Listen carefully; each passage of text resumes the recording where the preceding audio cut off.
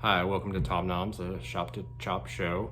Today we're going to be making a quick and easy recipe for shortbread cookies that I got from the New York Times. This recipe only has 4 simple ingredients: just 2 cups of flour, 2/3 a cup of sugar, 3/4 teaspoon of fine salt, and 2 sticks of cold unsalted butter. To start off with, we're going to cut the 2 sticks of butter into 1-inch chunks so that they're easy to blend down. Just kind of eyeballing it here. So I end up with about 4 chunks from each stick of butter. We're gonna let the butter sit for just a couple minutes here, and we're gonna pulse together our flour, our sugar, and our salts. Now we're just gonna pulse in the food processor. We're gonna scrape the butter into our food processor. I'm trying to evenly distribute this in here. I don't know if that matters, but it's all right. And we're just gonna keep pulsing, so that's all mixed together. A couple more pulses, it's kind of sticking together a little bit. So now it should be good to scoop it into our pan. You see it's kind of nice fine crumbs, almost looks like kind of shredded Parmesan in there. All right, now we're gonna scoop everything into the pan. Setting as we squish it down. That's the technical term here, is squish it down.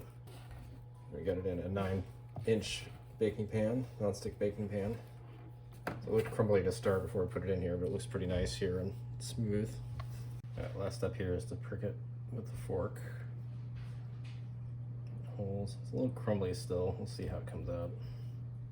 Now it's also in the oven, which has been preheating to 325 degrees.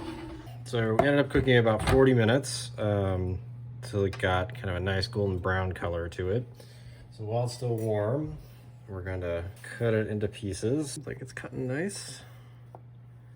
So I'm cutting these in little squares. I'm just kind of gently doing this because I'm a little wary of them breaking.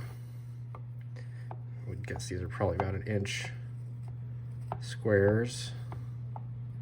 Don't look too closely though, because that line was definitely not straight.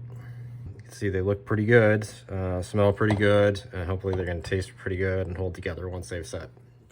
Now these cookies have been cooling for 40 minutes to harden up, so we're just going to retrace our previous cuts to make sure that they're completely broken apart before we scoop them out.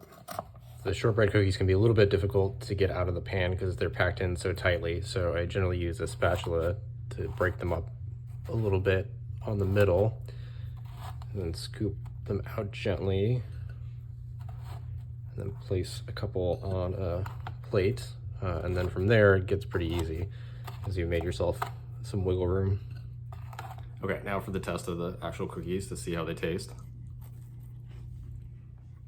They're super buttery, as you would imagine, with all the butter that's in there. They're a little chewy still, but if we let them sit probably overnight, they'll be nice and solid and crumbling the way that you want shortbread cookies to be.